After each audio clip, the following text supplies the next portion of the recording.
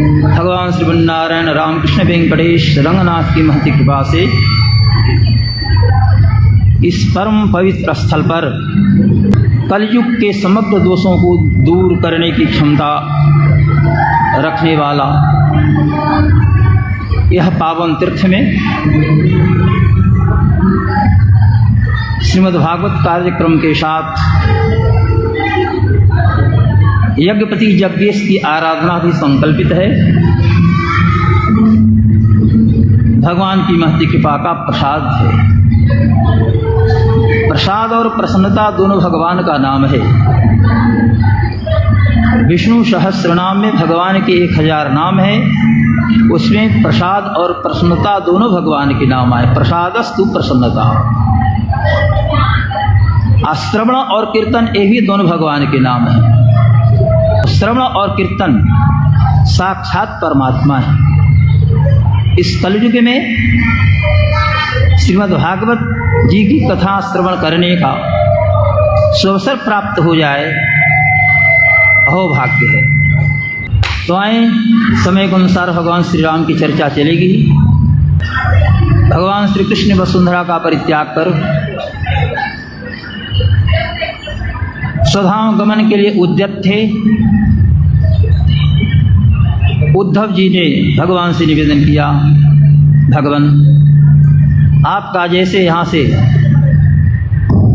गमन होगा, कलयुग का प्रवेश हो जाएगा, सब लोग अधर्म में निरत हो जाएंगे, धर्माभास होगा, धर्म से विरत लोग हो जाएंगे। जब तक आपकी पवित्र कीर्तिगान से लोग अपने जीवन को व्यवस्थित कर रहे हैं, आपके दर्शन से अपने नेत्रों को सफल बना रहे हैं, तब तक तो धर्म अपने स्थान पर है। जैसे आपका यहाँ से गमन होगा, कलयुग का प्रवेश, धर्म का लोप, बड़ी चिंता मुझे सता रही है। ऐसा कोई उपाय बताएं जिससे धर्म की रक्षा हो और आपकी अनुपस्थिति में भी हम लोग इस वसुंधरा पर, जिस पर आपने विभिन्न प्रकार की लीलाएं की हैं, आपकी लीलाओं का स्मरण करते रहें, आपकी स्मृति बनी रहे। ऐसा कोई उपाय बताएं।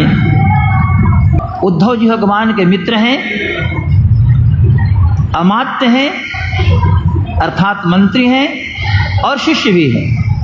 ऐसे बृहस्पति के शिष्य हैं, लेकिन भगवान श्री कृष्ण के तो कई मायने में सहयोगी। तो साक्षात जगतगुरु परमात्मा श्री कृष्ण आचार्य के रूप में हैं और बृहस्पति के शिष्य उद्धव जिज्ञासु हैं। तो ऐसा शिष्य और ऐसे आचार्य तो दुर्लभ ही है। भगवान श्री कृष्ण केवल उद्धव जी के आचार्य नहीं बने, वो तो जगत गुरु हैं। कृष्णं वंदे जगद्गुरुं, कृष्णं वंदे जगद्गुरुं,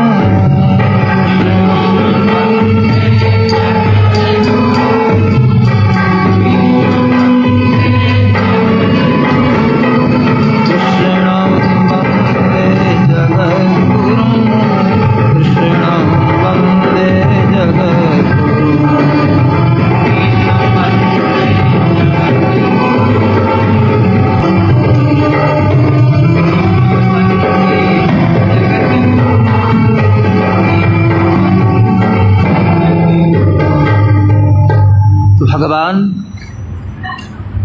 उद्धव जी के आचार्य हैं, तथैव पुनर्जात। और उद्धव जी जिज्ञासु।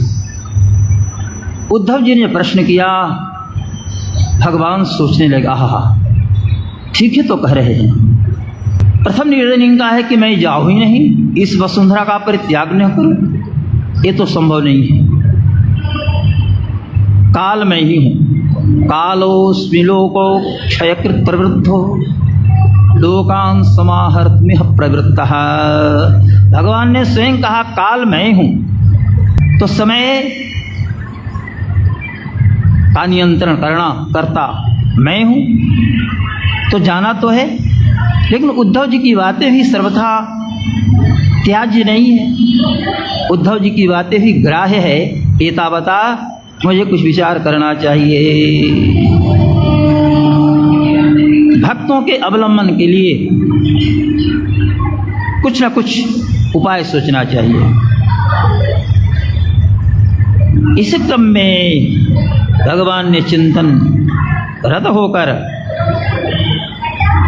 अपनी पूरी शक्ति, सारी शक्ति, अपना तेज, ये जो ग्रंथ जिनकी कथा आरंभ हो रही है श्रीमद् भागवत जी, तो भगवान ने अपनी सारी शक्ति श्रीमद् भागवत जी में रख दी और अंतर्धान होके भागवत रूपी समुद्र में प्रविष्ट हो गए। समुद्र के किनारे कथा हो रही है, तो भागवत जी भी सागर, तो भागवत रूपी समुद्र में भगवान श्री कृष्ण प्रविष्ट हो गए। तिरोधाय प्रविष्टोयम श्रीमद्भागवतार्णवम। अर्णव माने समुद्र। भगवान श्री कृष्ण का साक्षात यह विग्रह है।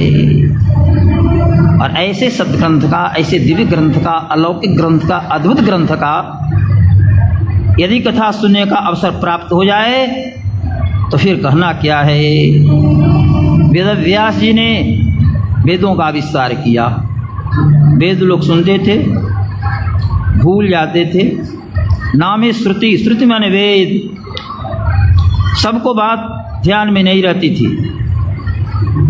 तो वेद व्यास जी ने आसे तो हिमालय से यात्रा आरंभ की और यहाँ समुद्र किनारे तक आए। हाँ, व्यासाश्रम हिमालय पर है, माना गांव है, उसी के पास व्यासाश्रम है। तो व्यास जी ने संपूर्ण भारतवर्ष की यात्रा की, हिमालय से लेकर के और ये जहाँ हम लोग रामेश्वर में हैं, यहाँ कन्याकुमारी मानी, सबों की बातें सुनी और अलग अलग लोगों के पास अलग अलग वेदों के मंत्र संग्रहित थे। कोई ऋग्वेद का मंत्र जानता है, कोई यजुर का मंत्र जानता है, कोई सामवेद का मंत्र याद रखे है, कोई अथर्ववेद का मंत्र किए है। सबों का उन्होंने श्रवण किया, चिंतन किया और एकत्रित करके वेद का विस्तार किया। इसलिए उनका नाम वेद व्यास हो गया। नाम था वस्तुतः कृष्णद्वैपायन, लेकिन वेद के विस्तार करने के कारण वेद व्यास भी कहलाए। इदं भागवतम नाम पुराणम ब्रह्म संहितम। ये भागवत ग्रंथ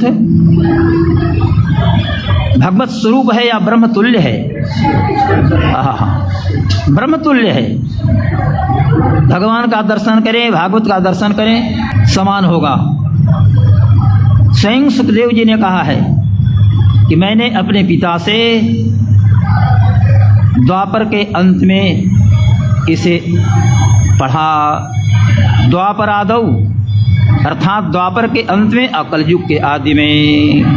इदं भागवतम नाम पुराणम ब्रह्म संहितम अधीतवान् द्वापरादौ पितृद्वैपायनादहम्। पिता से हमने इसका विधिवत अध्ययन किया।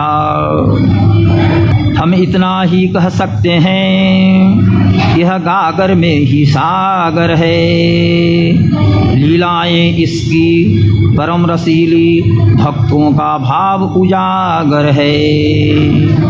भगवता प्रोक्तम भागवतम, भगवता निवृत्तम भागवतम, भगवतः इदं भागवतम, तेन प्रोक्तम। ये ज्ञान का, विज्ञान का भंडार है, वेद शास्त्र का सार है। सभी ग्रंथों के निर्माण के बाद भी शांति नहीं मिल रही थी, वेद व्यास जी ने इसका निर्माण किया था। अतः अपूर्व महत्व है। श्रीमद् भागवत की कथा से लौकिक फल की भी प्राप्ति होती है और परलोक वैकुंठ जाना चाहते हैं, साकेत जाना चाहते हैं, गोलोक धाम जाना चाहते हैं, उसके लिए भी ये मार्ग, परम पद का सोपान बनाने वाला एक ग्रंथ है। ज्ञान भक्ति वैराग्य से जीवन संवरता है, जीवन सुधरता है। लेकिन ज्ञान भी बूढ़ा हो जाए, वैराग्य भी बूढ़ा हो जाए, उन दोनों को युवक बनाने की क्षमता श्रीमद् भागवत में है। धन्यवाद है कथा के आयोजकों को।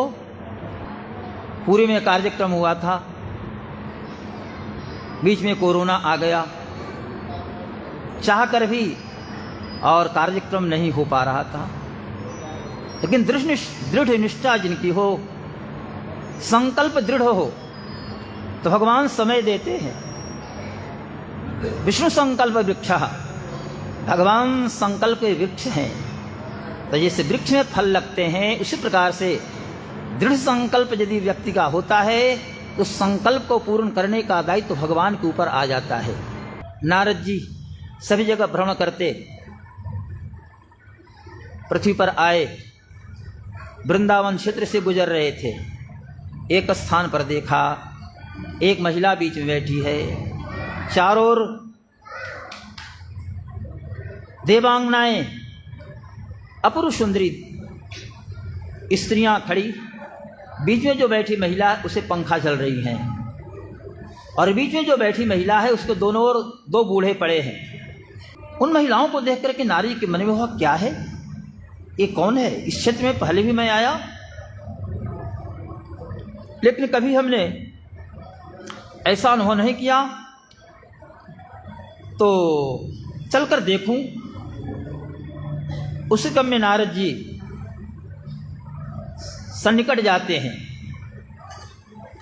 उस महिला ने देखा और कहती है, हे महात्मन, उस समय आप रुकें।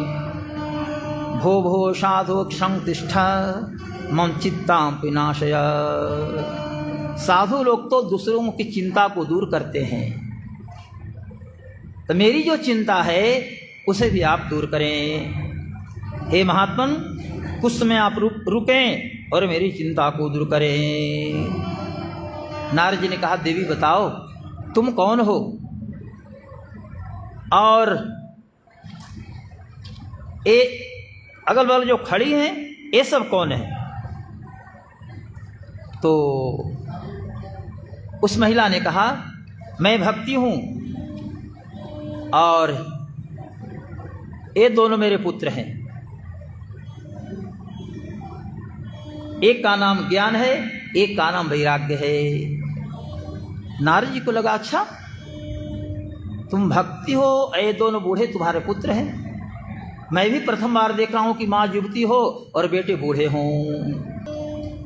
भक्त ने बताया, ये जो देवियां दिखाई दे रही हैं, ये गंगा, जमुना, कृष्णा, कावेरी, सरस्वती, इस प्रकार से ये सब नदियां हैं जो स्त्री के रूप में मेरी सेवा के लिए यहाँ उपस्थित हो गई हैं। लेकिन इन सबों की सेवा से मुझे शांति नहीं मिल रही है। अतः आप तो संत हैं, ऐसा कोई उपाय बताएं जिससे मेरी चिंता दूर हो और मेरे दोनों पुत्र युवक हो जाएं। नारद जी ने जब भक्ति की बात सुनी, प्रयास आरंभ किया, देवी चिंता मत करो, अवश्य में उपाय करूँगा। वृथा खेदेशे वाले अहो चिंता तुरा कथम, श्री कृष्ण चरणाम भोजम स्मर दुखम गमिष्यति। द्रौपदी च परित्राता जेन कौरव कल्मषा, पालिता गोप सुंदर्यः स कृष्णः क्वापि नो गतः। कस्मल दोष पाप को कहते हैं, कस्मलात्। जिस परमात्मा ने द्रौपदी की रक्षा की, भक्तों की रक्षा की, गोपियों की रक्षा की, वो भगवान कहीं दूर नहीं गए हैं, अवश्य तुम्हारी चिंता को दूर करेंगे। नारद जी ने उद्योग आरंभ किया, वेद की ऋचाओं को सुनाया कानों में, मंत्रों को सुनाया, उपनिषद मंत्रों का पाठ किया। ज्ञान वैराग्य थोड़ा सचेष्ट हुए, उठे, पुनः पड़ गए। नारद जी को अच्छा गीता सुनाता हूं। अर्जुन की कर्तव्य विमूढ़ हो रहा था, कर्तव्य पथ से विलग होना चाहता था। तो भगवान श्री कृष्ण ने गीता सुनाई थी और गीता सुना करके अर्जुन की वेदना को, अर्जुन संवेदना, उसके दुख को भगवान ने सुख में बदल दिया था। गीता के श्लोकों का पाठ किया, लेकिन आश्चर्य है ज्ञान वैराग्य उठे नहीं। ज्ञान वैराग्य पर गीता के श्लोकों का भी कोई प्रभाव नहीं पड़ा। नारद जी चिंतित हो गए, अरे अब क्या करूं? गीता की महत्ता समाप्त होगी क्या? नारद जी को चिंता हो गई, अरे गीता की महत्ता। मोह को मिटाती प्रकटाती आत्मबोध शुद्ध, भीरुता भगाती नित्य वीरता जगाती है। क्षण में छुड़ाती अकर्मण्यता से निष्क्रिय को, कौन तू है जग क्या है तथ्य समझाती है। कौन तू है जग क्या है तथ्य समझाती है। जीवन में विश्व विजयी का है पढ़ाती पाठ, जीवन में विश्व विजयी का है पढ़ाती पाठ। मरणों परांत मोक्ष द्वार दिखलाती है। प्यारी योगियों की और वियोगियों की भोगियों की, शांति सुख दात्री एक गीता कहाती है। शांति सुख दात्री एक गीता कहाती है। शांति सुख दात्री एक गीता कहाती है। जाने का जादू भरा हुआ गोविंद तुम्हारी गीता में, जाने का जादू भरा हुआ गोविंद तुम्हारी गीता में। गोविंद तुम्हारी गीता में, गोविंद तुम्हारी गीता में, गोपाल तुम्हारी गीता में।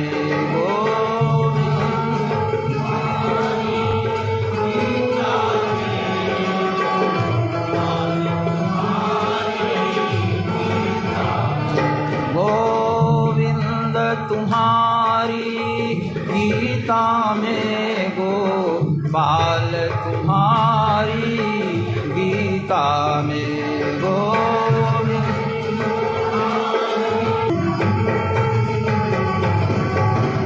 गिरिराज तुम्हारी गीता में, ब्रज राज तुम्हारी गीता में। राज तुम्हारी गीता में, ब्रज राज तुम्हारी, ब्रज राज तुम्हारी गीता में। गिरि राज तुम्हारी गीता में, ब्रज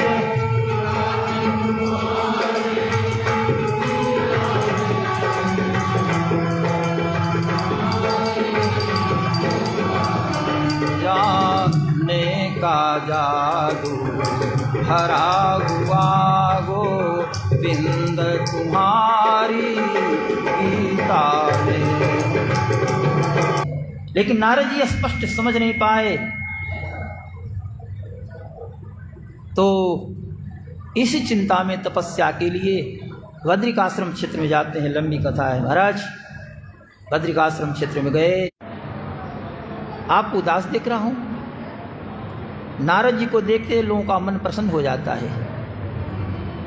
आते हैं तो नारायण नारायण कहते और जाते हैं तो नारायण नारायण कहते। नारायण नाम में ऐसी शक्ति है कि जिसके श्रवण मात्र से चित्त में आह्लाद होता है, चित्त प्रसन्न हो जाता है। लेकिन नारद जी को खिन्नमना देख करके सनकादियों को संदेह हुआ। उन्होंने पूछा, नारद जी ने अपनी बात बताई। भक्ति ज्ञान विरागाणाम सुखम उत्पद्यते कथम स्थापनम सर्ववर्णेषु प्रेम पूर्वम प्रयत्नतः। सनत कुमार चारों, सनक सनंदन सनातन सनत कुमार, इन चारों ने कहा चिंता मत कीजिए, उपाय है। अरे नारद जी आप चिंता मत करें, भागवत कथा सुनकर के ज्ञान वैराग्य जवान हो जाएंगे। नारद जी ने कहा अच्छा भागवत कथा तो क्या वेद वेदांत गीता उपनिषद सबों से भागवत की महत्ता ज्यादा है? ईख का सार रस आम है, आम के वृक्ष है, शाखाएं हैं, पत्ते हैं, टहनियां हैं, लेकिन मूल सार उसका क्या है? फलम इदम भागवतम निगमयति पुरुषार्थ चतुष्टान बोधयति। हरिद्वार में आनंद घाट पर तीनों लोकों में चर्चा चल गई, वहाँ भागवत कथा होगी। नारद जी स्वयं श्रोता होंगे और सनक सनंदन सनातन सनत कुमार आचार्य बनेंगे। सब लोग पधारे। सन्यासियों के अलग स्थान, महात्माओं के लिए अलग स्थान, स्त्रियों के अलग स्थान, पुरुषों के लिए, अर्थात सब लोगों के अलग अलग स्थान बना गए। कथा महात्मा आरंभ हुआ। जी सौनकादि ऋषियों को सुना रहे हैं। सौनक जी प्रश्न करने वाले, सूत जी उत्तर देने वाले। उस समय ऋषि परंपराएं मात्र दो ही ऐसे ऋषि थे जिनके पास 10,000 विद्यार्थी रहते थे, एक दुर्वासा, एक सौनक। सूत जी उत्तर देते हुए ये बता रहे हैं। सूत जी ने कहा कि जैसा हमने अपने गुरु के मुख से सुना, हमारे गुरु शुकदेव जी हैं, परीक्षित को वो सुना रहे थे, उसमें मैं भी वहाँ पर था। कथा महात्म्य की चर्चा चल रही थी। एकाएक लोगों ने देखा एक महिला बीच में खड़ी हो गई। दो युवक हैं। अरे भक्ति सुतौ तौ तरुणी गृहीत्वा। जैसे आप लोग बैठे हैं, आप लोगों के बीच में कोई युवती आकर नाचने लगे, दो युवक नाचने लगे, होगा अरे ये कहाँ से आए? ऐसे ही जो लोग बैठे थे सब लोग चिंतन करने लगे ये कहाँ से आए। सनकादियों ने कहा अरे भाई ये जो देख रहे हैं महिला को ना, भक्ति रानी है, और ये दो भागवत जी के अर्थों का आभूषण पहने और ये भागवत के महात्म्य सुन करके यहाँ पधारी और कथार्थ से, कथा के अर्थ से अभी अभी प्रकट हुई है। इसलिए हे सदस्यों, मुनियों, परमहंसों, आप लोग आश्चर्य न करें, भागवत जी के महत्ता है। भागवत जी के कथा में इतनी शक्ति है, इतनी गुणवत्ता है कि बूढ़ा व्यक्ति जवान हो सकता है। ज्ञान वैराग्य दोनों अपंग जैसे थे, लेकिन वो भी वृंदावन से नाचते और हरिद्वार आ गए। सनकादियों नारद जी से कहा था, ज्ञान और वैराग्य तथा बढ़ा संसार में कृष्ण चरण अनुराग। जब भागवत जी की कथा से ज्ञान, श्रोता बंधुओं, आगे कथा आई जिसमें धुंधकारी कि प्रेत जोनि से मुक्ति की चर्चा है। गोकर्ण जी ने कथा सुनाई। आज धुंधकारी की मुक्ति हुई, भगवान भी अंत में पधारे और सब लोग श्रोता कल्याण की पथिक बने। इसलिए देखो का अपना अपना भाव है। अरे अपना अपना भाव है, अपना अपना ध्यान, जितना जिसका प्रेम है उतना ही। भागवत जी के महात्म्य सुना तो लगा कि भागवत जी के कथा से जब बूढ़ा जवान हो सकता है तो क्या मुझे पुत्र नहीं है तो मैं भागवत जी की कथा सुनूं तो पुत्रवान नहीं बन जाऊंगा? उसने भागवत जी की कथा सुनी। बोकारो की घटना है। अभी वो व्यक्ति आता है, राम प्रवेश नाम है, उनको भागवत जी की कथा सुनने से पुत्र पैदा हुआ। ऐसे तो हरिवंश कथा सुनते हैं लोग, संतान प्राप्ति के लिए। लेकिन भागवत जी की कथा इसी उद्देश्य से उस व्यक्ति ने सुनी और कथा सुनने से पुत्रवान बन गया। बोली भक्तवत्सल भगवान की जय। दो किनारे,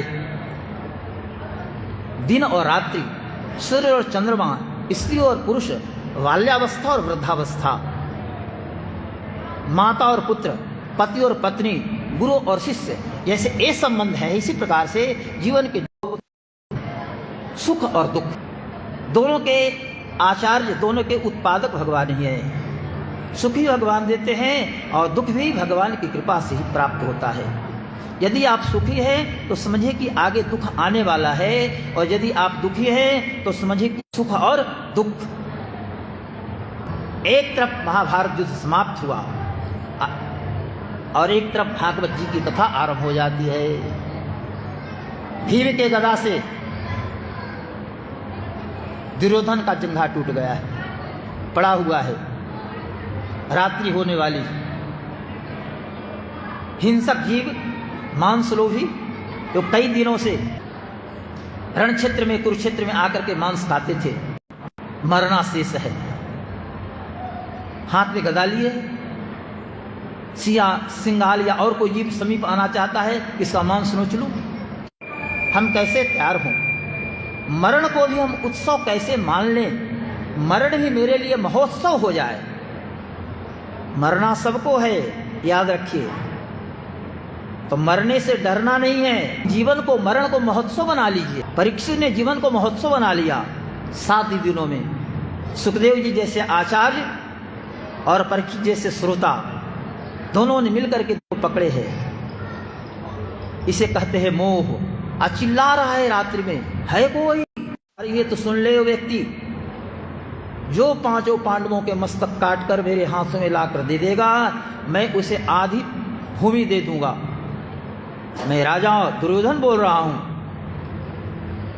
जो 5 पांडवों के बारे से बोल रहा है। ये हुआ मोह। लोभ क्या होता है? एक लोभी व्यक्ति सुना, अरे ये दुर्योधन तो कह रहा है कि जो 5 पांडवों के मस्तक काट कर मेरे हाथों में लाकर दे देगा, उसे मैं आधा राज्य दे दूंगा। क्यों न मैं ऐसा काम करूं? वो लोभी पहुंच गया, कहा कि राजन दुर्योधन, आप चिंता न करें, मैंने शंकर जी से वरदान में एक तलवार प्राप्त की है। वो तलवार के बल पर मैं 5 पांडवों का मस्तक काट करके आपके हाथों में लाकर दे दूंगा। वो लोभी व्यक्ति कौन है? अश्वत्थामा है। वही रात्रि में चला, कृपाचार्य साथ में है। महाभारत युद्ध हुआ, उसमें मात्र 8 लोग बचे थे। 5 कृष्ण को लेकर के 6 मान लीजिए, ये पांडव दल में, और उधर अश्वत्थामा, कृतवर्मा और कृपाचार्य, मात्र 3 बचे थे। से सब लोग समाप्त। कौरव पक्ष में 3 ही। कृपाचार्य ने मना किया, अरे क्या करने जा रहे हो? लेकिन अश्वत्थामा ने नहीं माना, तलवार ली और बढ़ा शिविर की ओर कि सब तो सो रहे होंगे, जाएंगे 5 पांडवों के मस्तक काट दूंगा स्वस्था में। जबकि युद्ध धर्म के विपरीत कार्य है, लेकिन लोभी व्यक्ति क्रोधावेश में आगे बढ़ा। उल्लू से उसने शिक्षा ली। कौवे दिन में उल्लू को परेशान करते हैं, रात्रि में उल्लू को दिखाई पड़ता है, कौवे को दिखाई नहीं पड़ता। एक वृक्ष पर देखा कि एक उल्लू है, कौवे को मार रहा है, और कितने कौवों को घायल करके गिरा दे रहा है।